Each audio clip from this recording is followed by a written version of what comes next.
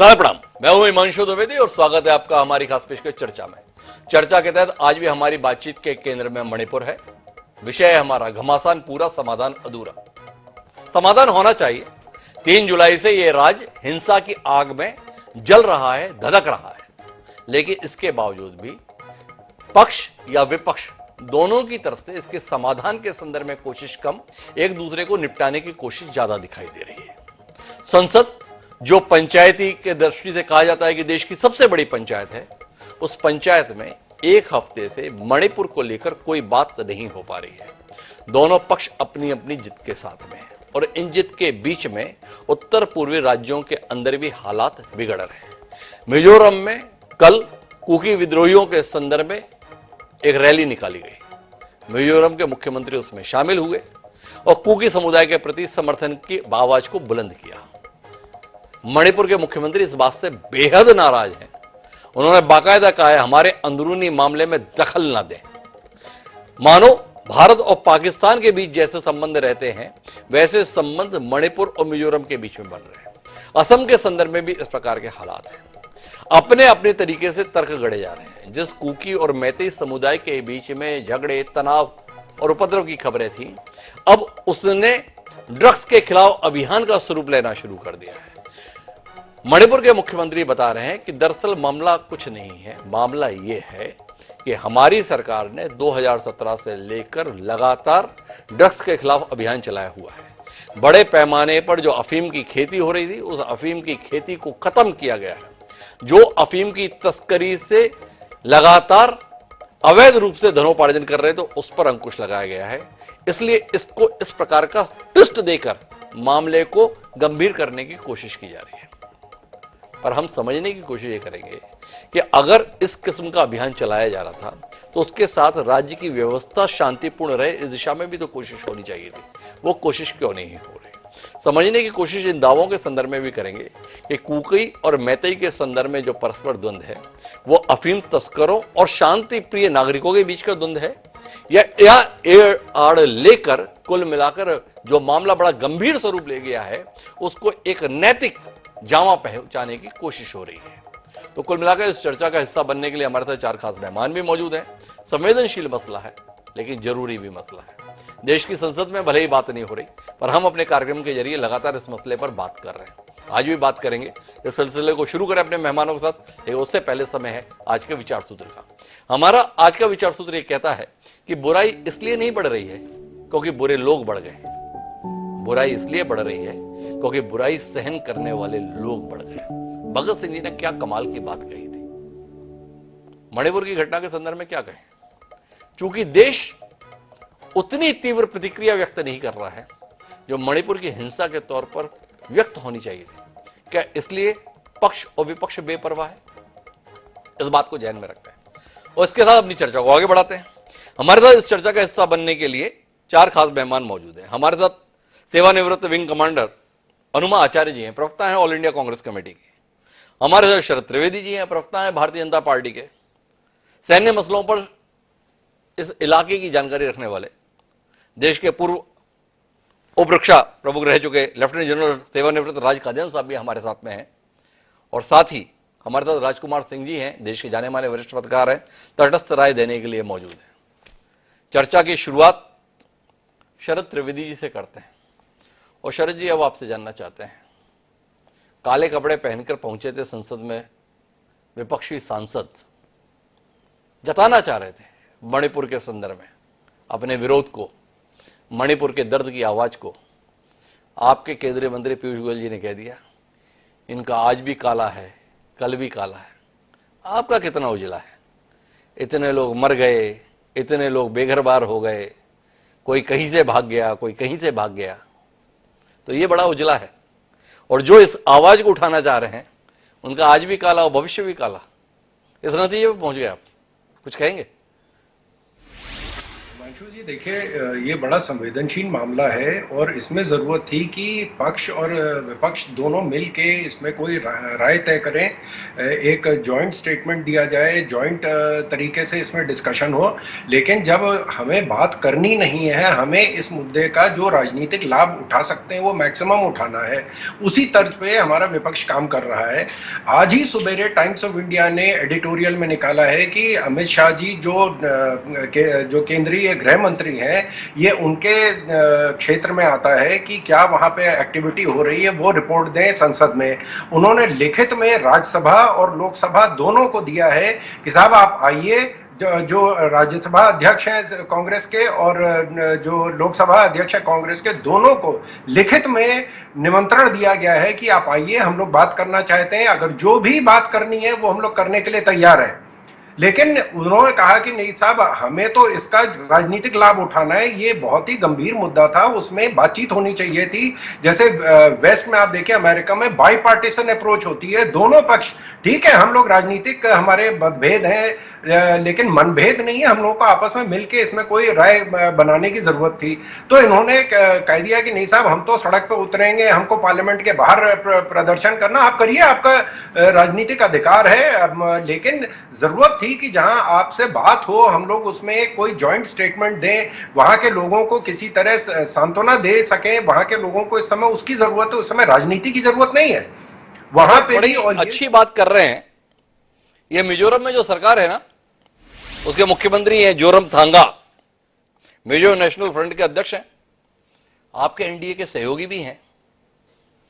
उन्होंने प्रदर्शन में भाग लिया है। विपक्ष तो सियासत कर रहा है, आपके सहयोगी क्या कर रहे हैं? थोड़ा इस पर भी दृष्टि दे दे शरद जी, क्योंकि आपने कांग्रेस समेत बाकी विपक्षी दलों को तो सीधे तौर पे कह दिया है इनको बाकी किसी मतलब से सरोकार नहीं है, पर आपको तो सरोकार है ना, देश से, देश के लोगों से। आपका सहयोगी दल है मिजो नेशनल फ्रंट, और आपके मुख्यमंत्री है वीरेंद्र सिंह जी, वो बहुत नाराज हो रहे हैं, कुछ कहेंगे इस पे?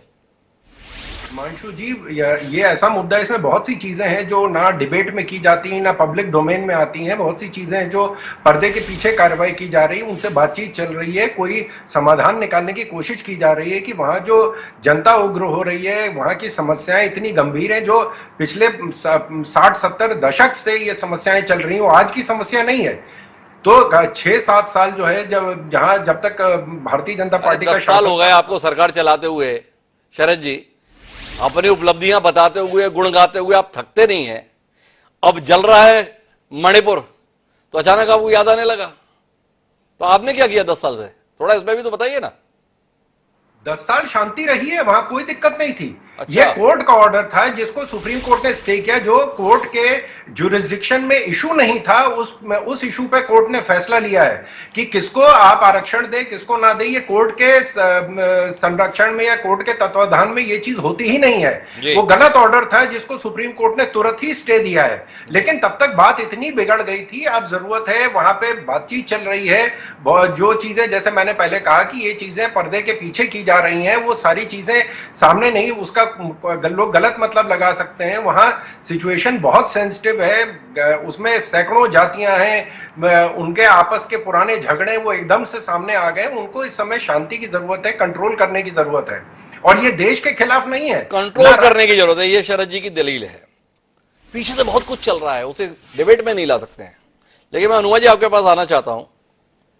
पर्दे के पीछे क्या चल रहा है ये शरद जी नहीं बता रहे, पर सामने क्या है वो मुख्यमंत्री बीरेंद्र सिंह बता रहे हैं। बोल रहे कुछ नहीं है, ये ड्रग कार्टेल के खिलाफ चल रही लड़ाई है, और उसके अंतर्गत आंकड़े भी बताए जा रहे हैं कि फरवरी तक 18,500 एकड़ में लगी फसल जो अफीम की थी उसे नष्ट कर दिया गया है, और इन प्रयासों से तकरीबन 2,22,000 किलोग्राम अफीम की फसल या 8,800 किलोग्राम शुद्ध हेरोइन के उत्पादन पर अंकुश लगा है, जिसका मूल्य 35,529 करोड़ रुपए होता है, जो 23-24 के राज्य के बजट के बराबर है। इतनी सख्त लड़ाई ड्रग माफिया के खिलाफ मणिपुर की सरकार लड़ रही है, और उस लड़ाई को भोतरा करने के लिए इस प्रकार की कहानी बना दी गई है। क्या कहते हैं अनुमा जी, इस लड़ाई को कमजोर करने के लिए विपक्ष लग गया है क्या? बीरेंद्र सिंह ऐसा बता रहे हैं। पाया है तो मैं भी जानती हूँ कि जो आप ये कह रहे हैं भारतीय जनता पार्टी का जो पक्ष है वो आप खुद जानते हैं कि कितना भूतरा है अपने आप में। क्योंकि अगर 3 मई से जब ये सब हुआ था, वो अगर गृह मंत्री पहले हफ्ते में चले जाते तो हम मान लेते कि उनका कोई ध्यान है। बीरेंद्र सिंह तो कितने लापरवाही से कहते हैं सैकड़ों रेप हुए हैं जी। ऐसा निर्लज्ज मुख्यमंत्री तो किसी देश ने अभी तक भारत ने नहीं देखा था। आपको याद दिला दूं 1993 के दिसंबर की बात है, जब कुमार वीरेंद्र सिंह जी की सरकार थी, कांग्रेस की सरकार थी, लेकिन हिंसा पर लगाम नहीं लगा पाए तो नरसिम्हा राव जी ने तुरंत बर्खास्त कर दिया था और 1 साल तक वहां राज्य में राष्ट्रपति शासन रहा था। प्रॉब्लम क्या है? बर्खास्त क्यों नहीं किया जाता? जहां प्रधानमंत्री बेहद गैर जिम्मेदार है, गृह मंत्री भी कम गैर जिम्मेदार नहीं है, वहां 4 खास लोगों का जो रोल है वो और भी ज्यादा गैर जिम्मेदारी का है। और उसमें मैं सबसे पहले सेनाओं के सर्वोच्च कमांडर हमारी राष्ट्रपति द्रौपदी मुर्मू जी के बारे में कहूंगी।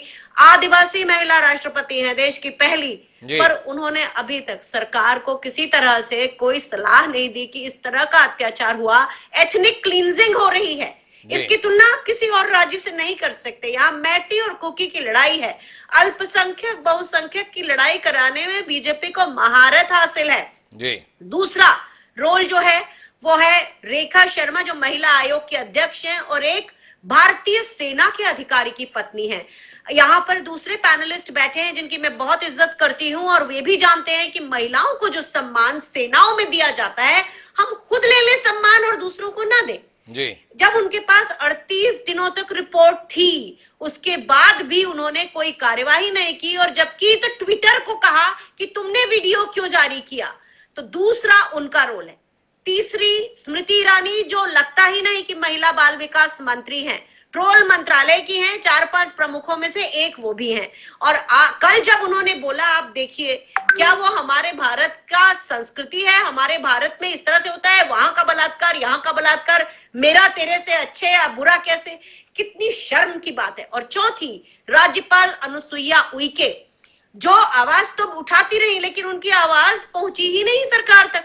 तो 4 दमदार महिलाएं जिनकी पूरी देश इज्जत करता है, जिनको हम एक्नॉलेज करते हैं, उसके बाद मणिपुर में कुकी आदिवासियों की एथनिक क्लींजिंग होती रही, जिसकी शुरुआत एक झूठे वीडियो से हुई थी, जो दिल्ली की एक लड़की का वीडियो था जिसकी लाश रैप की गई थी। और उसके बाद यहाँ पे जो हिंसा भड़की, कहा गया कि एक मैती लड़की का कत्ल किया गया है, हत्या की गई है रेप के बाद। तो इतना सब कुछ हो गया और मेरे देश का प्रधानमंत्री भागा भागा फिर रहा है, यहाँ से वहां से वहां, अमेरिका जा रहा है, उसके पहले कर्नाटक में चुनाव की रैली करता रहा। शर्म से डूब मरने की बात है एक लोकतंत्र के लिए, हम सब के लिए, कि प्रधानमंत्री इस पे चर्चा नहीं चाहते। हम चर्चा ही तो चाहते हैं ना, ये 268 में नहीं करना चाहते, ये 267 में नहीं करना चाह रहे हैं, ये करना चाहते हैं 167 में। क्या ये छोटी चर्चा है? बड़ी चर्चाएं 267 रूल में होती हैं। ये मुद्दा इतना बड़ा है, इसने पूरे विश्व में भारत का नाम खराब किया है। क्या ये छोटा मुद्दा है जिसपे आप 167 में, रूल 167 में चर्चा करके रफा दफा कर दें? क्या आप ये मानते हैं? और विपक्ष के पास कोई चारा नहीं बचा तो अविश्वास प्रस्ताव लाना पड़ा कि अब तो चर्चा होगी ही। हम जानते हैं नंबर्स के गेम में हम अविश्वास प्रस्ताव शायद ना जीते, लेकिन एक मुद्दा, कम से कम इतना बड़ा मुद्दा देश की चर्चा में तो आएगा, संसद की चर्चा में तो आएगा। ये क्या बात है? मतलब बहुत ही दुर्भाग्यपूर्ण स्थिति हो चुकी है। थोड़ा सा एक दृष्टि दीजिए ना, चर्चा में आएगा, कम से कम संज्ञान में आएगा, इससे मणिपुर के लोगों को क्या समाधान मिल जाएगा? इस पे भी तो कोई दृष्टि आप दीजिए ना। ये सवाल जहन में आता है। पिछले 1 हफ्ते से संसद बंद है, जिद है प्रधानमंत्री बयान दें। सरकार कह रही है हम तो चर्चा के लिए तैयार हैं, विपक्ष चर्चा चाहता ही नहीं है, अशांति चाहता है, उपद्रव चाहता है। मेरे 2 सवाल आपसे हैं। एक, प्रधानमंत्री ही बयान दें इस जिद के मायने, और दूसरा सवाल ये कि समाधान में दिलचस्पी है या केवल और केवल इस सरकार को आक्षेप लगाने में दिलचस्पी है? 2 सवाल है आपसे। जवाब जिस एंकर के पास खुद हो और जब वो सवाल पूछे तो बुरा नहीं लगता, अच्छा ही लगता है और जवाब दूंगी। जवाब ये है कि देश के मुखिया हैं प्रधानमंत्री, संसद के मुखिया हैं प्रधानमंत्री। केवल रेलगाड़ी की झंडी देने के लिए वो देश के मुखिया नहीं है, केवल लोगों को उनके नियुक्ति पत्र बांटने के लिए वो प्रधानमंत्री नहीं है, 8,000 करोड़ के जहाज में विदेश घूमने के लिए प्रधानमंत्री नहीं है, जवाबदेही के लिए प्रधानमंत्री हैं, संवेदनशीलता के लिए प्रधानमंत्री हैं, भ्रष्टाचार ना हो, लोग महिलाओं पर अत्याचार ना हो, इसके लिए वो प्रधानमंत्री हैं। लेकिन क्या करते हैं प्रधानमंत्री? जब जब देश में कुछ ऐसी घटना हुई है, चाहे वो अब ये मणिपुर हो, इससे पहले महिला पहलवानों की जो उनके यौन शोषण का सवाल हो, चाहे लखीमपुर में किसान को रौन देने की बात हो, चाहे ऑक्सीजन से मरते इस देश के लोगों की बात हो, और चाहे प्रवासी मजदूरों को उनके हाल पर छोड़ देने की बात हो, हमारे देश का प्रधानमंत्री मिस्टर इंडिया हो जाता है, गायब हो जाता है। जवाबदेही लेना पड़ेगी। लोकतंत्र ने इतना प्यार दिया, इतना प्यार दिया, दो बार प्यार दिया, लेकिन क्या है हमारे प्रधानमंत्री, कौन सी मशीन लगी है उनके दिल के अंदर की मोहब्बतों को नफरतों में कन्वर्ट करते हैं। और तो और इनकी भारतीय जनता पार्टी की बीजेपी आईटी सेल में तो पूरा का पूरा मैन्युफैक्चरिंग प्लांट लगा लिया है कि नफरतें बढ़ती जाएं। तो वही कहना है कि अगर प्रधानमंत्री देश के मुखिया हैं, अगर वो सब जगह जाके कहते हैं मैं 140 करोड़ के लोकतंत्र का, और यूएस की पार्लियामेंट में कहते हैं, तो उन प्रधानमंत्री को अपनी पार्लियामेंट में जवाबदेही के साथ चर्चा करना चाहिए। यह उनकी नैतिक जिम्मेदारी है। यही हम समझेंगे कि वो नैतिक रूप से दिवालिया हो चुके हैं। एक बात तो आपने कह दी, खुलकर कह दी। दूसरा विषय, समाधान दरकार है या चर्चा दरकार है? इसके संदर्भ में भी तो कुछ कहिए ना, कैसे निकलेगा समाधान जब आप लोग परस्पर एक दूसरे के प्रति इतने द्वेष, इतनी कटुता, इतनी तलखी के साथ हैं? तो मणिपुर के लोग किसी समाधान की उम्मीद की दृष्टि से आप लोगों की ओर देखें या मुंह मोड़ लें? देखिए, राहुल गांधी जी की ट्वीट अगर आपने देखी हो, कितने कितने नामों से भद्दे तरीके आंसू पोंछने। आप एक बार निर्णय तो लीजिए, हम आएंगे आपके साथ, आप नेतृत्व तो कीजिए, हम खड़े हैं आपके साथ। पढ़िए उस ट्वीट को और आपको सारे जवाब मिलेंगे कि इस लोकतंत्र में कैसे अपने राज्यों को मोहब्बतों से जोड़ा जाता है। कोई आक्षेप नहीं लगा रहे, सबकी आंखों के सामने है। और ऐसी भी भत्स घटना हुई है कि जो भारतीय जनता पार्टी के पहले के समर्थक थे, आज वो तक शर्मसार वो भी शर्मसार है। अनुमा जी कह रही है हम तो साथ देने के लिए तैयार हैं, पर ये कोई पहल तो करे। तो इसके उत्तर के लिए मैं शरद जी के पास आऊंगा, लेकिन अभी मुझे इस मसले के कुछ दूसरे पहलुओं को समझना है। सियासी बात नहीं करनी है, जमीनी बात करनी है, और उसी के लिए हमने राज कादियान साहब को खासतौर पर आमंत्रित किया है। कादियान साहब, आपसे समझना चाहते हैं इस बात में कितना यकीन करें कि यहां जो कुछ भी हो रहा है वो ड्रग कार्टेल के खिलाफ लड़ाई है। बीरेंद्र सिंह कह रहे हैं अवैध प्रवासियों को भी हम बाहर करेंगे। म्यांमार की भूमिका को लेकर भी सवाल उठ रहे हैं। म्यांमार की तरफ से गोलीबारी हो रही है, ऐसी खबरें भी मीडिया में लाई जा रही हैं। थोड़ा जमीनी हालात के संदर्भ में आप रोशनी देंगे? वस्तुतः इसमें ड्रग कार्टेल की बात करके हम विषय को डाइवर्ट करने की कोशिश कर रहे हैं या जमीनी हकीकत है उससे देश को परिचित कराने की कोशिश कर रहे हैं? हिमांशु जी, मणिपुर की समस्या आसान समस्या नहीं है, इसमें कई मुद्दे हैं जी। एथनिक डिफरेंसेस है, वहाँ तस्करी भी होती है, वहाँ इंसर्जेंसी भी है, वहाँ चाइना की भी दिलचस्पी है जी।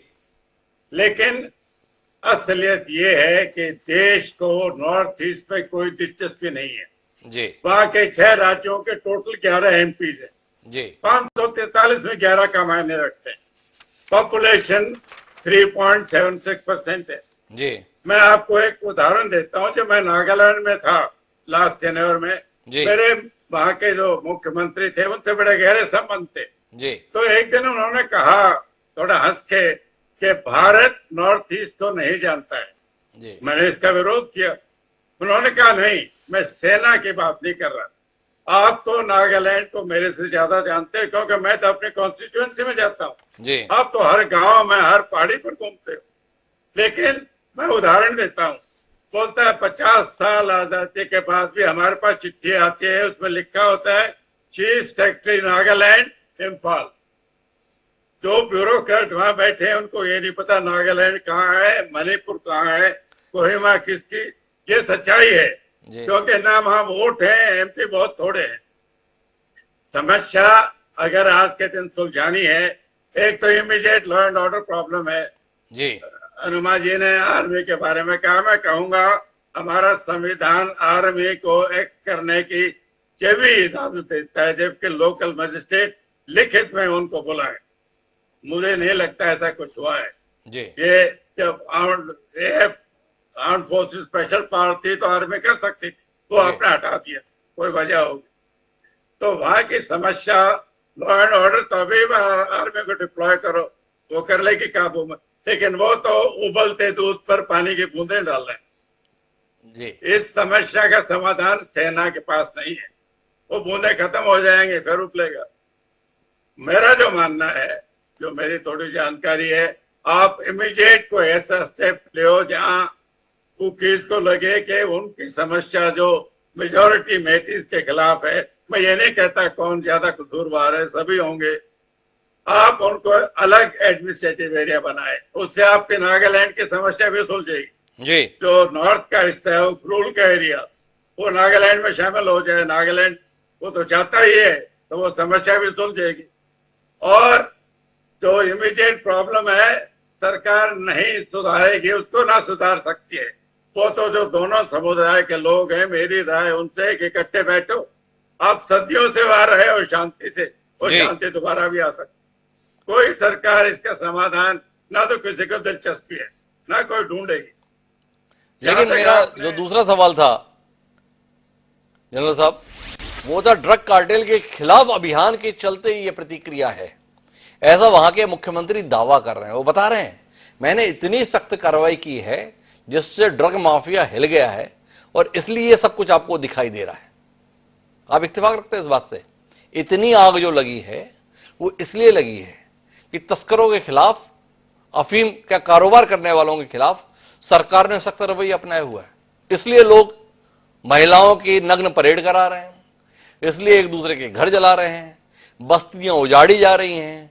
13,000 कुकी अपने राज्य से बेदखल होकर शरणार्थी बनकर मिजोरम में पहुंचे हुए हैं। मिजोरम से बड़ी संख्या में मैतेई घबराकर मणिपुर की ओर बढ़ चले हैं। यह सब केवल इसलिए है कोई एक सरकार ने ड्रग तस्करों के खिलाफ अभियान चला दिया है।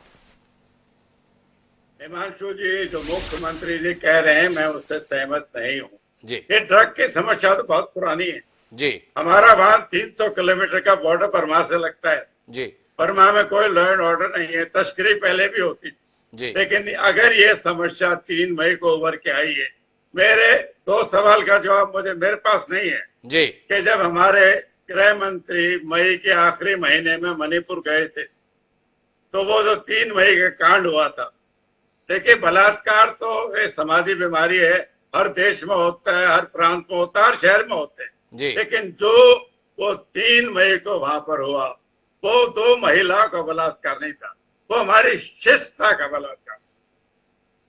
मैं मानता हूं वो भारत नहीं था जिसके लिए हमने अपनी जान की कुर्बानी देख ली, हमेशा तैयार हो। वो सभ्यता, वो शिष्टता खत्म हो गई 3 मई जी। उसके बाद ये कहना, जब गृह मंत्री वहां गए, FIR भी हो चुकी थी, क्या चीफ मिनिस्टर ने गृह मंत्री को अवगत कराया कि ये हुआ है कि हजारों आदमी के सामने पुलिस की मौजूदगी में 2 महिलाओं को नंगा करके परेड किया, फिर उनका गैंग रेप किया। अगर ये बताया था तो गृह मंत्री का काम था उनको हटा देना फौरन। अगर नहीं बताया तो जब गृह मंत्री को पता लगा, जब वीडियो देखे, उस वक्त हटाना चाहिए। उसके हटाने से लोगों में थोड़ी सी शांति आएगी, लोग जानेंगे कि सेंटर कुछ कर रहा है, कार्रवाई हो रही है। अभी तक ऐसा कोई संकेत हमने नहीं दिया है। जो हमने लीडरशिप के तो सिद्धांत आर्मी में सीखे हैं वो ये कहते हैं कि जब संकट होता है लीडर को ढूंढने की जरूरत नहीं है, लीडर खुद आगे आता है। वो आज के दिन नहीं हो रहा। आप कह सकते हो ये तो लॉ एंड ऑर्डर तो स्टेट सब्जेक्ट है, लेकिन संविधान आपको प्रेसिडेंट रूल लगाने की भी इजाजत देता है, आपने पहले भी लगाए हैं, तो इस पर कंट्रोल करना बहुत जरूरी है। अभी तक कोई ऐसा संकेत नहीं मिलता है। काजन साहब की पीड़ा उनके शब्दों से साफ तौर पर व्यक्त हो रही है। अब इस पर तटस्थ टिप्पणी के लिए राजकुमार जी आपके पास चलते हैं। सरकार देश की और प्रदेश की साबित क्या करना चाह रही है? क्या आप मान रहे हैं कि मैतेई वर्सेस कुकी में चूंकि बहुसंख्यक आबादी मैतेई है, और मैतेई के प्रति सॉफ्ट कॉर्नर रखने का आरोप वहां के मुख्यमंत्री एन बीरेन सिंह पर है। तो समीकरण सरकार को बाध्य कर रहे हैं कि बीरेन सिंह को बनाए रखा जाए ताकि एक मुश्त वोट सुनिश्चित हो सके। इसलिए मणिपुर को जलने दिया जा रहा है। क्या कहते हैं राजकुमार सिंह जी? सवाल उठा रहे कादियान साहब, राजनीतिक व्यक्ति नहीं है। उनका कहना है कि अगर मुख्यमंत्री की जानकारी में था कि महिलाओं के साथ इस प्रकार का सार्वजनिक उत्पीड़न हुआ तो क्या उन्होंने वो गृह मंत्री को अवगत कराया था? नहीं कराया था तो भी, और उनके रहते हुए अगर ऐसी घटनाओं को अंजाम दिया गया है और मुख्यमंत्री तो खुद बयान दे रहा है, क्या एक वीडियो को लेकर इतना बवाल कर रहा है? ऐसी सैकड़ों घटनाएं हैं, इसके बावजूद भी व्यक्ति पद पर बना हुआ है। एक आर्मी का जवान टिप्पणी कर रहा है जिसने कारगिल के युद्ध में भाग लिया कि देश को बचाने के लिए मुझे जान अपनी दांव पे लगाई थी, पर मैं अपने परिवार को बचा पाने में नाकाम हुआ। इसके बाद भी मौन। क्या कहते हैं राजकुमार जी? राज कादियान साहब ने कई चीजों की ओर इशारा किया है जी, और ये बात सही है कि मणिपुर की समस्या कोई एक पक्षीय समस्या नहीं है, एक कारण या एक एंगल की समस्या नहीं है, बहुत सारी जटिल चीजें उसमें जुड़ी हुई जी। इस सब के बावजूद उस समस्या का, उन सवालों का समाधान तो सरकार को ही खोजना होगा। जी 3 मई से मणिपुर जल रहा है। जी अभी शरद जी कह रहे थे, बाकी लोगों ने भी कहा कि वो हाई कोर्ट के एक फैसले के चलते ये समस्या उत्पन्न हुई, जी जो हाई कोर्ट ने अपने अधिकार क्षेत्र से बाहर जाके। क्या राज्य सरकार को इस समस्या की आशंका या इस प्रक्रिया की आशंका नहीं थी? जी जिस दिन मणिपुर जलना शुरू हुआ 3 मई को, उससे पहले बार रैली निकली थी। जी उस दौरान इस बात के संकेत मिल गए थे, तो एहतियाती कदम आपने क्या उठाए? जी दूसरी बात, 3 मई से आज लगभग 2.5 महीने से ऊपर हो गया, आप हिंसा पर नियंत्रण नहीं कर पा रहे। जी तो जैसा भी राज कादियान साहब ने भी जिक्र किया, कानून व्यवस्था नाम की वहां कोई चीज नहीं है। जी मुझे नहीं लगता कि कोई इस बात का दावा कर भी सकता है, स्वयं मुख्यमंत्री भी। जी अगर कानून व्यवस्था वहां ध्वस्त हो चुकी है तो राज्य सरकार की बर्खास्तगी का और राज्यपाल का मामला है। अगर राज्य सरकार संभव नहीं कर पा रही है शांति स्थापना, तो केंद्र को चीजें अपने हाथ में लेनी चाहिए। नहीं, लेकिन मैं बीच में रोकना चाहूंगा। केंद्र में सम्मानीय मंत्री है महिला एवं बाल विकास की, नाम उनका स्मृति ईरानी है। उनका आरोप है मणिपुर में आग राहुल गांधी के द्वारा लगाई जा रही है। तो कार्रवाई किसके खिलाफ होनी चाहिए? राहुल गांधी के खिलाफ? बड़ी हास्यास्पद स्थिति है। जी डबल इंजन सरकार है, जी मणिपुर में भी आपकी सरकार है, देश में भी आपकी सरकार है, जी और कांग्रेस अपने इतिहास के सबसे बुरे दौर से गुजर रही है। जी राहुल गांधी अब सांसद भी नहीं रहे, जी तब भी राहुल गांधी इतने प्रभावशाली हैं, इतने सक्षम हैं कि वो मणिपुर में आग लगाया है। जी और राहुल गांधी जब मणिपुर गए, मणिपुर तो उससे 1 महीने 1.5 महीने पहले से चल रहा था। जी मैं इस मणिपुर को लेकर जो राजनीति हो रही है उससे इनकार नहीं कर रहा। जी हनुमान जी ने भी इनकार नहीं किया, जी लेकिन राजनीति होने की परिस्थितियां किससे पैदा होने दी? जी अब थोड़ा गंभीरता की बात है। अभी जैसे आपने कहा कि एन बीरेन सिंह कह रहे हैं कि मैं 2017 से ड्रग कार्टेल के खिलाफ अभियान चला रहा हूं। जी तो 2017 से जो अभियान चल रहा है उसकी प्रतिक्रिया मई 2023 में होती है। जी वो कैसा अभियान है, कौन सा अभियान है? दूसरा, आपने कहा मैंने फसल नष्ट कर दी अफीम की खेती, जी तो बोई कैसे गई थी? सरकार सो रही थी उस समय। जी तीसरी बात, राज कादियान साहब ने बहुत सही कहा, पूरे नॉर्थ ईस्ट में ड्रग कोई नया मुद्दा नहीं है, अनूठा मुद्दा नहीं है। जी लंबे समय से है, तस्करी भी होती है, खेती भी होती है, ड्रग कार्टेल्स भी वहां काम करते हैं। लेकिन इस समस्या के जड़ में कहीं ना कहीं जो आपने इशारा किया, बहुत सारे लोगों ने किया है, मैतेई वर्सेस कुकी की जो राजनीति है, वो जो राजनीतिक समीकरण है, जी वो कहीं ना कहीं एक बड़ा फैक्टर है। राजनीति अपनी जगह है, लेकिन हमें समझना चाहिए कि मणिपुर सीमावर्ती राज्य भी है। आज वीरेंद्र सिंह कह रहे हैं कि म्यांमार का एंगल भी उसमें आता है। मिजो नेशनल फ्रंट का आपने बताई दिया, मिजोरम के मुख्यमंत्री रैली में शामिल हुए। तो नॉर्थ ईस्ट को भी एक दूसरे के खिलाफ खड़े होने के हालात है। और नॉर्थ ईस्ट में शांति कई दशकों की अशांति के बाद संभव हो पाई है। राज खाते साहब बेहतर जानते हैं। जी तो उसको दोबारा उसी अशांति की तरफ धकेलना, मुझे लगता है राजनीतिक स्वार्थों में अगर किया जा रहा है तो उसके बड़े खतरनाक परिणाम हो सकते हैं।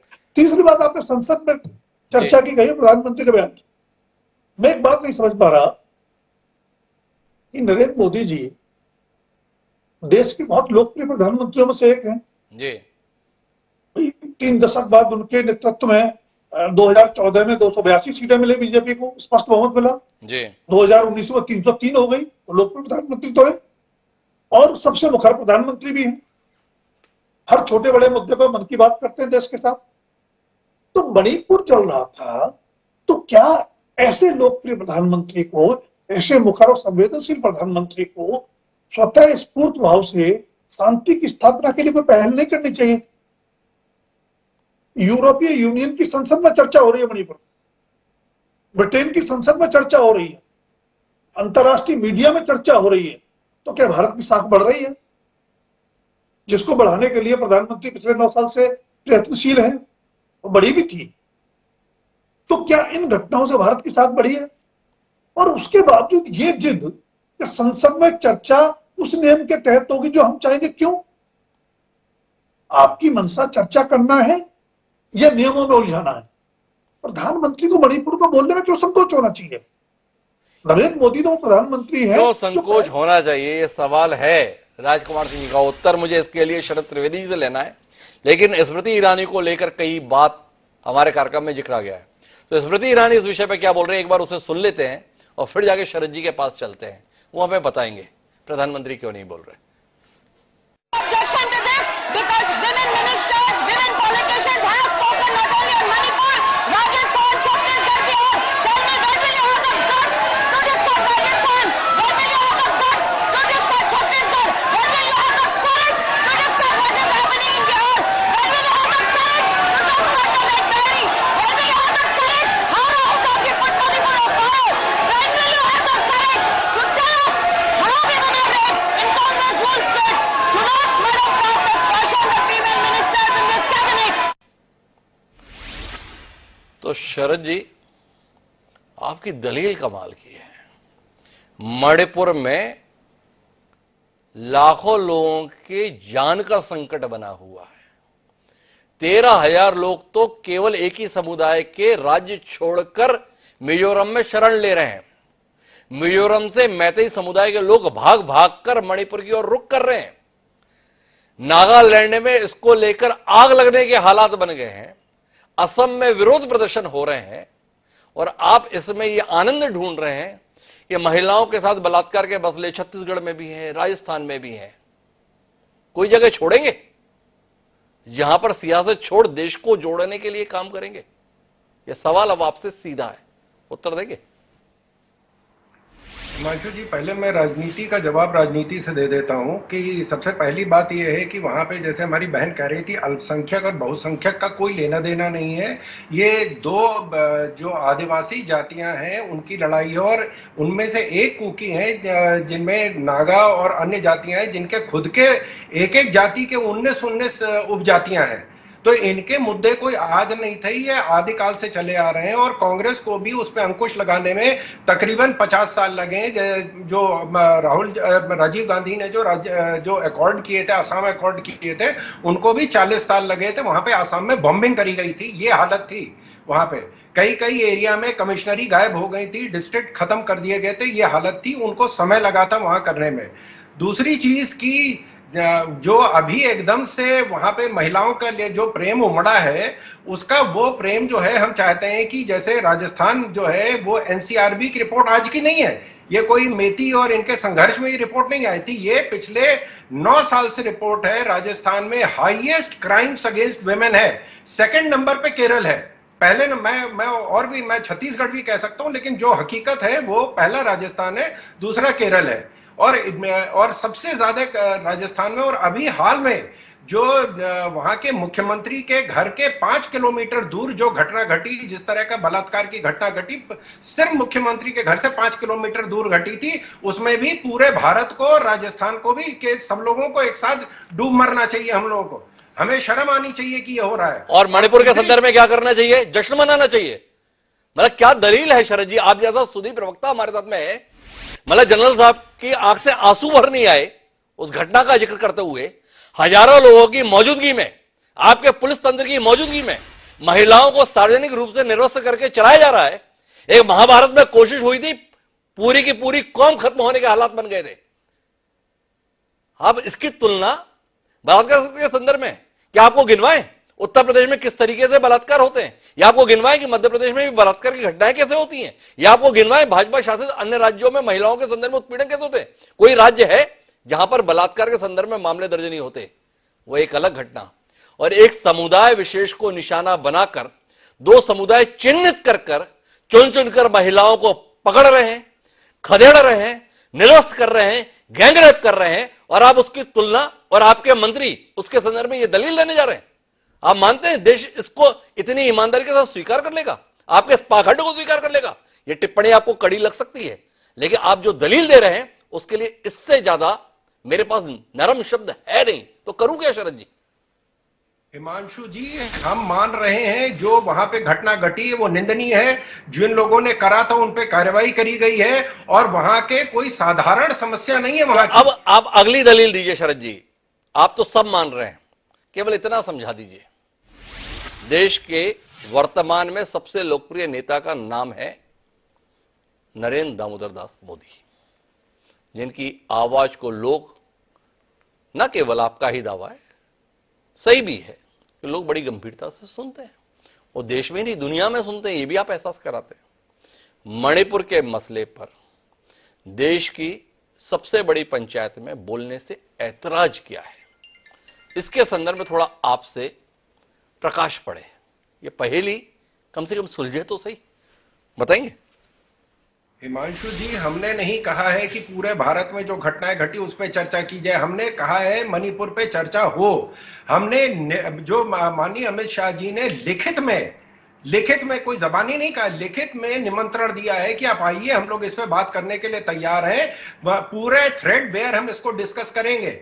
लेकिन जहां ये है कि नहीं साहब, ये एक हमको ऐसा सुनहरा मौका मिला है जिससे हमारी राजनीति चमक सकती है, वो लोग इसमें उतरे जिनके। शरद जी, विनम्रता से फिर पूछ रहा हूं, प्रधानमंत्री जी तो कांग्रेस की बैठक में सोनिया गांधी जी के द्वारा एक सांसद को डांट दिया गया, अगर ये खबर आ गई तो इस पर भी प्रतिक्रिया दे देते हैं।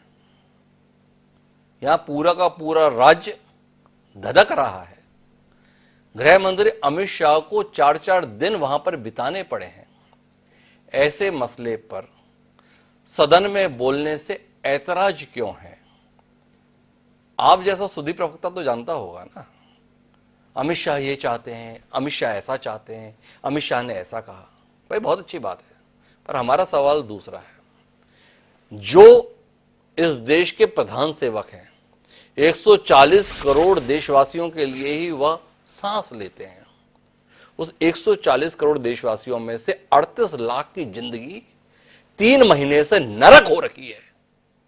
उसके संदर्भ में बोलने से ऐतराज क्यों है शरद जी? इस संदर्भ बताइए। विपक्ष का तो काम ही सियासत करना है, ये तो सुनहरा मौका ढूंढ रहे थे, कुदरत ने दे दिया, हालात ने दे दिया, ये सब अपनी जगह। पर आप अपने उन शीर्षस्थ नेता के मौन के संदर्भ में कुछ तो बताइए हमें, क्यों ऐतराज है बोलने से, क्यों नहीं बोलना चाहते, इस पर तो बताइए। हिमांशु जी, माननीय मोदी जी ने कड़े शब्दों में निंदा करी है कि इस तरह की घटना निंदनीय है, इस पे सख्त कार्रवाई करी जाएगी, करी जा रही है। शरद जी को भी असल में तलाश है, क्यों नहीं बोल रहे? हमारा सवाल था, फिर दोहरा देता हूं शरद जी, कह दीजिए मेरे पास उत्तर नहीं है। मोदी जी ने बोला है, कहां बोला है? सदन से बाहर बोला है। सदन बोलने लायक जगह नहीं है। सदन कोई जगह होती है जहां पर कुछ बोला जाए, इसलिए नहीं बोल रहे। जिस संसद को दंडवत प्रणाम किया, जिस संसद को लोकतंत्र का मंदिर बताया, उस मंदिर के अंदर बोलने से इनकार क्यों है शरद जी? ये मैं आखिरी बार पूछ रहा हूं। आप कह सकते हैं मेरे पास इसको उत्तर नहीं, और आगे बढ़ जाते हैं हनुमान जी के पास में। गृह मंत्री जो है उनके तत्वाधान में ये चीज है, वो कह रहे हैं कि आप आइए, बात करिए, हम सदन में जवाब देने के लिए तैयार हैं। लेकिन प्रधानमंत्री का कोई सरोकार नहीं है मणिपुर से, जो भी सरोकार है वो माननीय गृह मंत्री जी का है। इस दलील के साथ आगे बढ़ जाऊं शरद जी? मैं वही बात कह रहा हूं कि जब हम बात करने के लिए तैयार हैं तो आप बात करिए ना। शरद जी सीधे तौर पर मुझे ये समझाने की कोशिश कर रहे हैं कि आप मुझे परेशान मत करिए, तो मैं उन्हें और परेशान नहीं करता हूं। मैं अनुमा जी वापस आपके पास आता हूं और अब ये जानना चाहता हूं कि विपक्ष इस बात से मुग्ध हो गया कि देखो अब हम अविश्वास प्रस्ताव ले आए और हम प्रधानमंत्री का घमंड तोड़ देंगे, तो आपका उद्देश्य क्या है? प्रधानमंत्री का घमंड तोड़ना या मणिपुर वासियों की जिंदगी में सुकून के पल लाना? सवाल है आपसे, क्योंकि बड़ी दृढ़ता के साथ इस बात पर बयान दिया आपकी पार्टी के राष्ट्रीय अध्यक्ष खड़गे जी ने। क्या वो अविश्वास प्रस्ताव लेकर आए? अब प्रधानमंत्री को बोलना पड़ेगा, उनका घमंड तोड़ दिया। तो थोड़ा आपसे समझना चाहता हूं अनुमा जी। पंचतंत्र में थी या कहीं और मैं नहीं जानती, पर आपको याद होगा दो माएं एक बच्चे को लेकर लड़ते हुए आती हैं जज के पास, तो जज सोचता है कि अब इसका निर्णय कैसे दिया जाए कि कौन सच है। तो जो माँ, वो कहता है कि बच्चे को आधा आधा कर देते हैं। जो माँ मान जाती है, जज उसके खिलाफ दूसरी माँ को बच्चा दे देता है, क्योंकि वो बच्चा जो है ना, वो उसको दो फाड़ नहीं करना चाहती, वही असली माँ है। तो अगर कांग्रेस चर्चा चाह रही है और राहुल गांधी जी जो वहां गए, जिन्होंने राजधर्म का भी पालन किया और मानव धर्म का भी पालन किया और बार बार प्रधानमंत्री जी से कहा कि आप आवाज दीजिए, आप नेतृत्व कीजिए, हम साथ चलते हैं। दिक्कत यह है ना कि आप बार बार सुधी प्रवक्ता कह रहे हैं, उनका तो दायरा इतना छोटा है कि अल्पसंख्यक और बहुसंख्यक का अर्थ मुस्लिम ही समझते हैं। दिक्कत तो ये हो गई है ना। लेकिन चिंता मत करिए, आवाजें बीजेपी के अंदर से आ रही हैं। बिहार में डॉक्टर विनोद शर्मा जी ने आज इस्तीफा दिया है। क्या लिख के दिया है? मान्यवर जेपी नड्डा जी, राष्ट्रीय अध्यक्ष भाजपा महोदय, मणिपुर में बेटियों को पूर्ण नग्न करके सड़कों पे घुमाए जाने के कारण पूरे विश्व में भारत शर्मसार हुआ है, जिसके लिए मणिपुर के भाजपा के मुख्यमंत्री बीरेन्द्र सिंह पूरी तरह जिम्मेदार हैं और भारत के प्रधानमंत्री भी।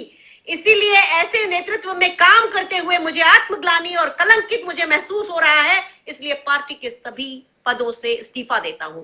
राज्यपाल अनुसुईया उइके ने भी अपनी आवाज उठाई। यहां पर बैठे हुए जनरल कादियान को मैं सल्यूट करती हूं कि जो उन्होंने बहुत सारी बातें मणिपुर पर बोली और ये भी कहा कि सेना को उस तरह की जिम्मेदारी देना चाहिए। मैं ऐसा मानती हूं पर्सनली कि ना केवल राज्यपाल बदलते हुए एक पूर्व सैन्य अधिकारी या कोई भी वर्दी वाले अधिकारी और उनके 3 सलाहकार जो सिविल लोगों से भी संपर्क करते हो, ऐसे राज्यपाल बदले जाने चाहिए। एक और खास बात, अभी हमने भौंडापन देखा जो कि महिला विकास मंत्री थी, कितना भौंडा तरीका था। और बीजेपी के प्रवक्ता ने एक सवाल उठाया था कि राजस्थान में बहुत ज्यादा बलात्कार और महिला अत्याचार क्यों है।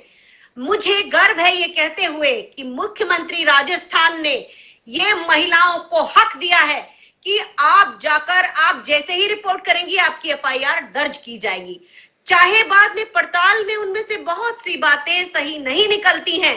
उसके बाद भी राजस्थान के मुख्यमंत्री ने ये हक महिलाओं से वापस नहीं लिया, ये हक दिया है। जबकि उत्तर प्रदेश में, मध्य प्रदेश में, मेरे विदिशा में एफआईआर लिखा, आप तो कल वहां थे परसों, तो आपको मालूम है वहां पास के दुपारिया गांव में एक बेटी ने आत्महत्या की यौन उत्पीड़न के कारण, एफआईआर नहीं लिखी गई और इस दुख में उसके पिता ने भी आत्महत्या की।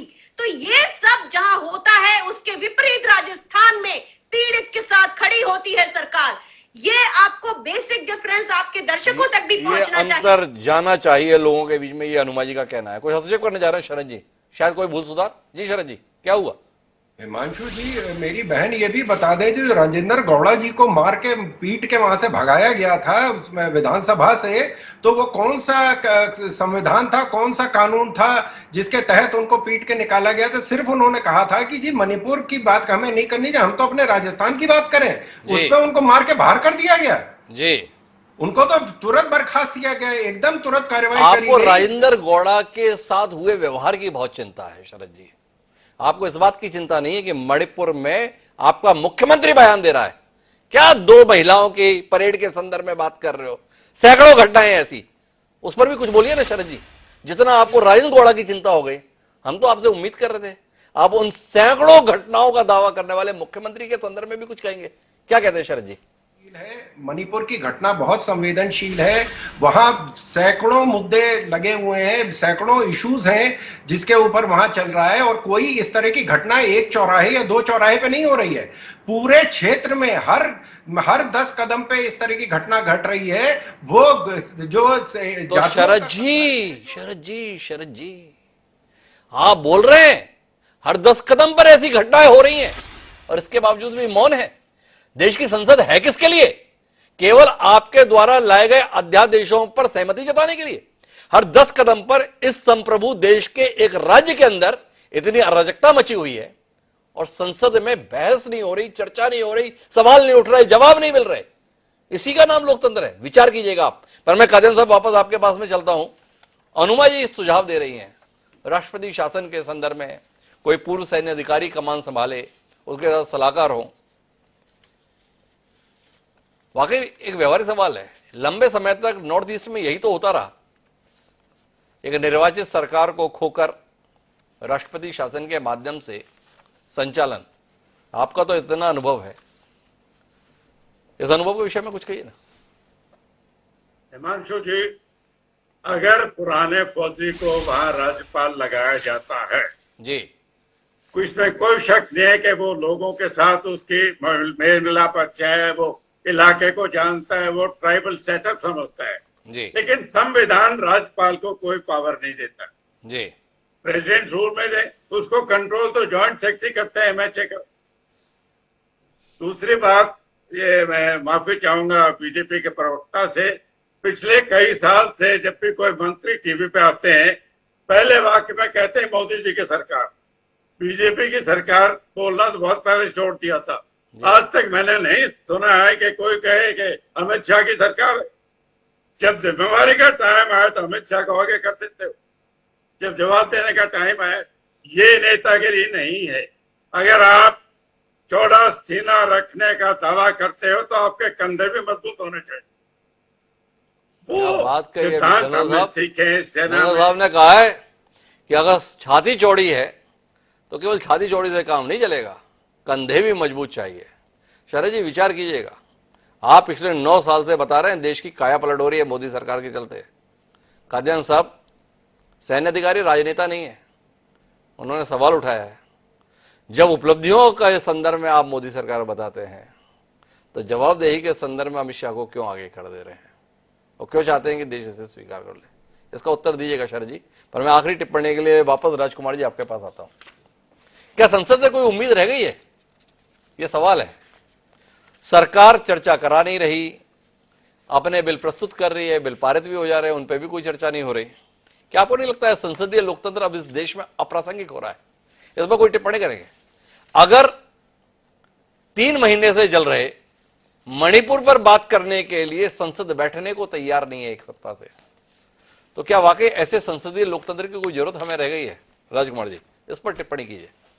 हिमांशु जी, अगर देश का एक राज्य 2.5 महीने से जल रहा है जी, 2 कुकी महिलाओं के साथ, अब 2.5 नहीं रहा साहब, 3 महीने होने वाले हैं। 3 मई से लेकर आज 27 जुलाई, तो इसलिए 2.5 महीने कहा रहे, 3 महीने पूरे होने जा रहे हैं। सामूहिक बलात्कार होता है, पुलिस मूक दर्शक बनी रहती जी। अगर ऐसी शर्मसार करने वाली घटना पर भी संसद चर्चा नहीं करे तो क्या करेगी? इस सत्र में अभी 7 दिन हो गए करीब, जितने विधेयक पारित हुए, जो भी विधायी कार्य हुए, बिना चर्चा के हुए, तो संसद क्या करेगी? बजट तक बिना चर्चा के पारित होता है। पिछले बजट सत्र में 44 मिनट में 5 विधेयक पारित किए थे। और एक आंकड़ा यह है कि 1952 के बाद ये जो वर्तमान संसद है 17वीं, सबसे कम काम करने वाली संसद के तौर पर दर्ज होने जा रही है, लोकसभा के तौर पर दर्ज होने जा रही है अपने कामकाज की दृष्टि से। अब मैं आपके सवाल की तरफ आता हूं। अगर संसद, उसकी 3-4 बड़ी भूमिकाएं जी, लोकतंत्र की रक्षा, सरकार के कामकाज पर निगरानी और बनने वाले कानून और विधेयकों सब पे गंभीर चर्चा, जो हम देख रहे हैं सिर्फ नरेंद्र मोदी के कार्यकाल की बात नहीं है। पिछले 20, 30, 25 साल से ये चीजें लगातार कम होती जा रही है। और संसद की 1 मिनट की कार्रवाई पर लगभग 2.5 लाख रुपए खर्च आता है जी। तो इतनी बड़ी संसद, विश्व के सबसे बड़े लोकतंत्र की संसद, लोकतंत्र का सबसे बड़ा मंदिर, अगर ये काम भी नहीं करेगा तो उसकी प्रासंगिकता क्या रहेगी?